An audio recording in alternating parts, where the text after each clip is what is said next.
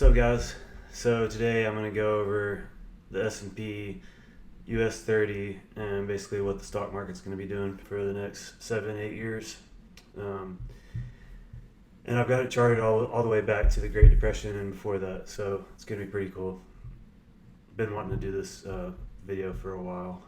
So basically what we've got going right now is a wave 5 from about now till 2028, which is also an election year, so that's going to be a sketchy time, whether we have some kind of crazy world war or maybe they release the aliens on us. I don't know what's going to happen, but I expect some kind of corona-like catalyst to get it started.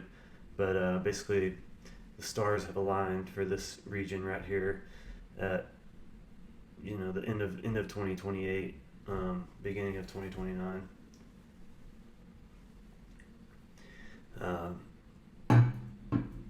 And I'll show you how I got there, obviously, but I expect at least a 65% drawdown from there, and maybe as much as like an 83% drawdown. That would be comparable to the Great Depression as far as the S&P goes. This is the S&P chart. Obviously, the US 30 chart is going to be similar in fashion. They mirror each other, kind of like Bitcoin and Ethereum, or they're very correlated, anyways. Speaking of US 30, one of my students got funded on FTMO. If you don't know what that is, you can get funded for $600 if you complete their challenge, and they'll give you a $100,000 trading account. Anyways, he got funded, I guess, 1st of June, or 7th of June, from June 7th to July, and he made $90,000. He made 90% on his FTMO account, and I think they pay out like 80% or maybe 75%, and then 25% goes to the company. But that's still a pretty big bag for only investing $600, and what it took to get into my course, obviously. He said my course is hard to understand at first. Come on, it's not that hard. If you put the time and effort, no other system offers risk to reward like this, and don't even get me started on the accuracy. Thanks, bud. If you want to join my Discord, I'll leave a link below. Anyways, so yeah, I like to trade US 30, S&P, and also NASDAQ. Indices are definitely where it's at. Obviously, my main cup of tea is crypto, but it's always nice to have something to fall back on. And I trade it all at the same time. Like I took US 30 trade, S&P trade, and a Bitcoin trade all this week, all long and all in cash. So I trade on XBT Prime, or I think it's Prime XBT. Prime XBT and CoinEx is where I trade indices. Prime XBT is a new exchange for me, new broker, but they've been pretty good. Really low fees. Okay, I'm getting off subject. 5 minutes into it. All right. Well, first of all, if you've noticed, I have my Elliott waves set up and a few Fibonacci extensions. And if you get my course, you'll realize that Fibonacci and Elliott wave go together like peanut butter and jelly. You can't use one without the other, or you can, but it's not going to be effective. They say that if you ask 5 Elliott wave traders to show their wave counts, you'll get 5 different wave counts. And I think that comes from maybe the complexity of it, or maybe it's just the abstractness of it, subjectivity of it. And the way that I've modified it, it's kind of just more, I like to think of it as like kind of like ones and zeros, something that a computer can do every time. Basically, you have a set of questions to ask, and if this, then that type situation for every different wave and every different wave count that you're working on. For whatever reason, I think the way I do it is honestly the only way that works the best. And I don't know if it's because the market makers and the big guys have taught computers how to trade this way or what, but um, not only is it simplified, it's it's the most accurate way I've ever seen to do Elliott wave. And I'm not trying to be cocky. I'm just telling how it is, and I'll show you what I mean. So even on like the low time frames, let me zoom in to like the 30-minute, and I'll tell you. I called the bottom of the Corona crash to like the dollar on S&P. Here we are. This is the top of the Corona crash. It was only like 10 days long, February 19th through the 23rd of March. So you have, I'll just do my wave count real fast. Hopefully you guys got at least another 20 minutes to hang out. 1, 2, 3, 4, 5. Come on, magnet. 5. And I think that I ran some fibs extensions there, maybe for confluence, but I know okay, so actually I gotta go in 1 degree. Okay, so we got 1 wave, 2 wave, 3 wave, 4 wave, 5 wave, and inside this wave 5 while it was happening, so I obviously knew that the end was close, but I had to break down these subwaves of wave 5. So I had 1, 2, 3.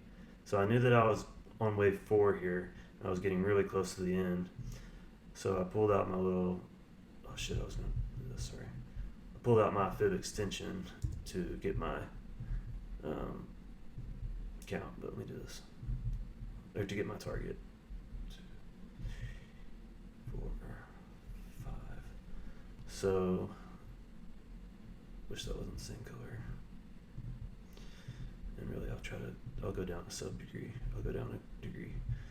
Okay. So I knew I was here in wave 4 because it was obviously that was 1, 2, 3, and then you can even see inside on this time frame 1, 2, 3, 4, 5.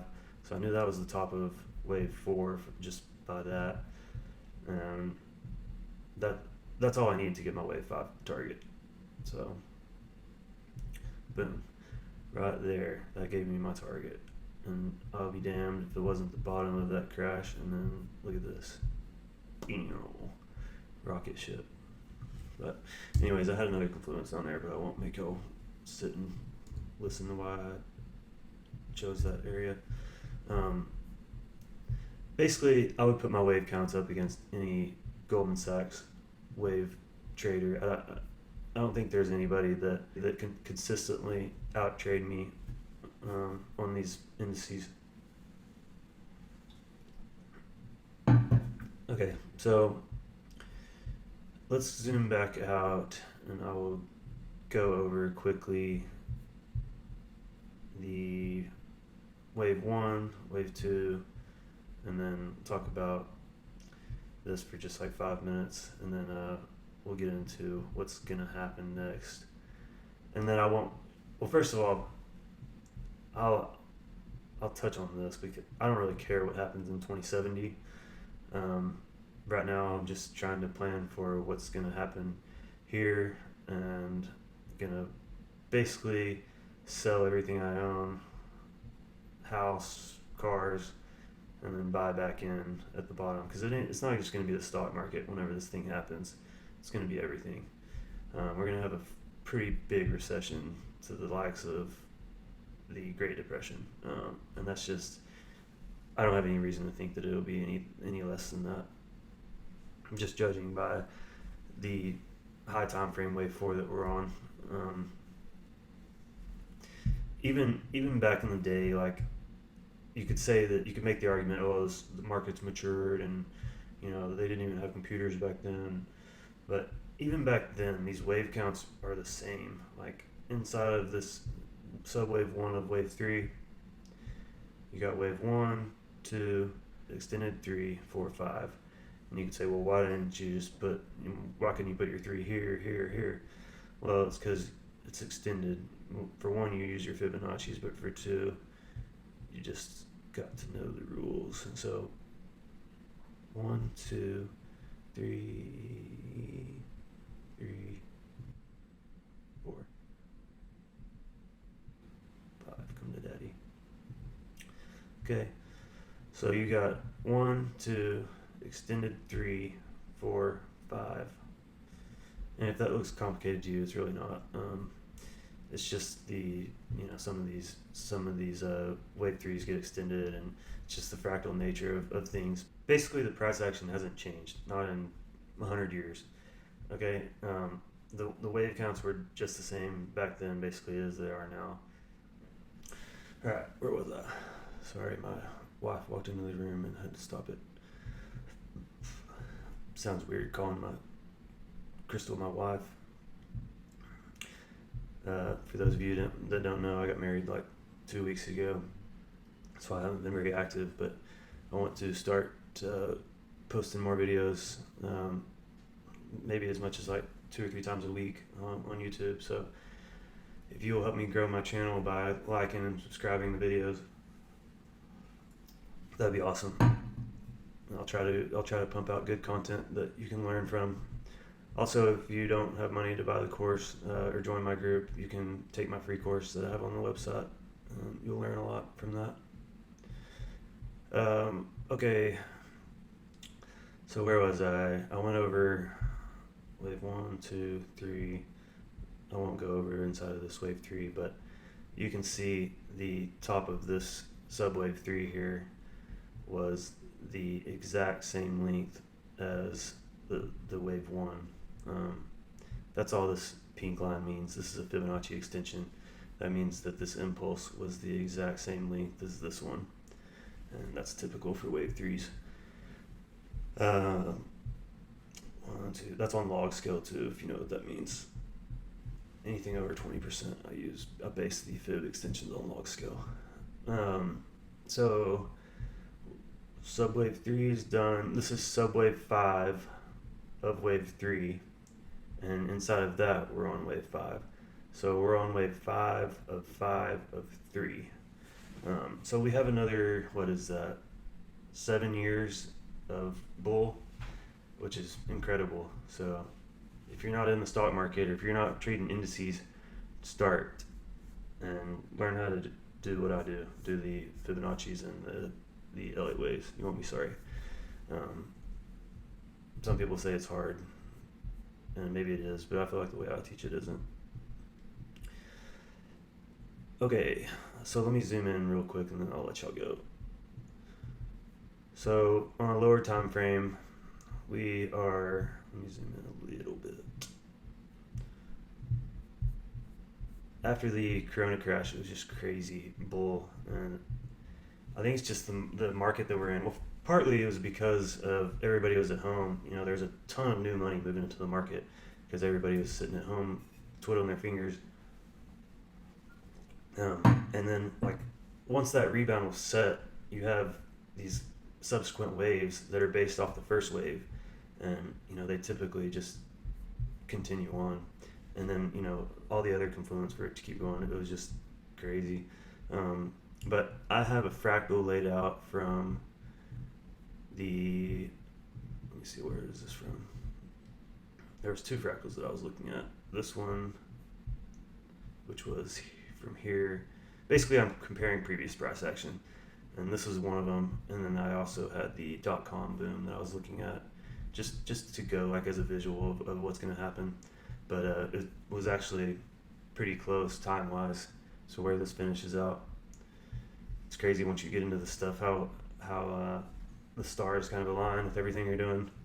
But anyways, so this 3-day, 1 day. I'll try to make this. Like I said, this rebound was crazy. You don't have very clear ups and downs like you would want, like you have on Bitcoin, but it's all right. I'll touch on Bitcoin real quick before I leave. Bitcoin's still about to rip up one more wave too. We'll hit new highs by the end of the year. So this is the Fibonacci chart. It's what separates the waves really good. It's the only reason I use it.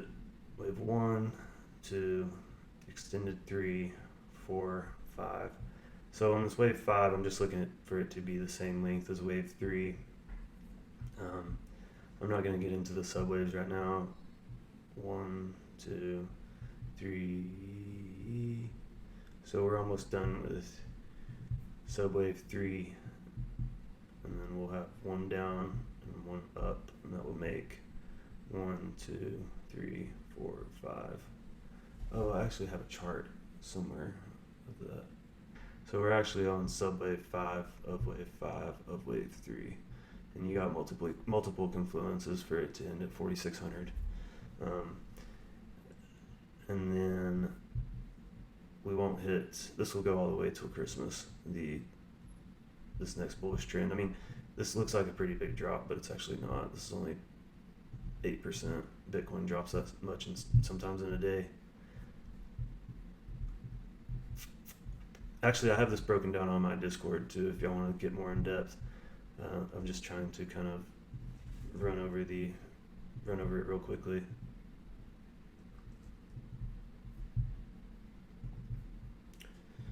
So basically we have till Christmas, maybe till April of 22, before we have a considerable drop. And then that'll be your last time to load up for a while if you've been on the sidelines. And then you really only have wave 3, which will be, I'll have to get on a higher time frame.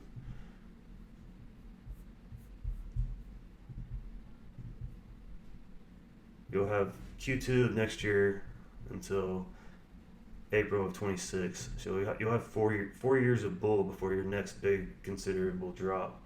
And then obviously the last pump.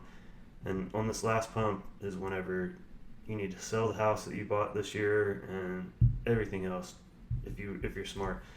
These crashes will either make you go broke or make you get rich, and it's your choice, honestly. The people that are ready for it will get rich. Don't be the bag holders. Don't be left holding the bag. That's all I gotta say. All right. That's all I got time for today. Stay tuned, subscribe, and I will share my thoughts on Bitcoin. Also, you can join the Discord, take my free course, or join my paid course and group if you want. Go to my website to learn more about that. Anyways, thanks for stopping in, guys. Appreciate it.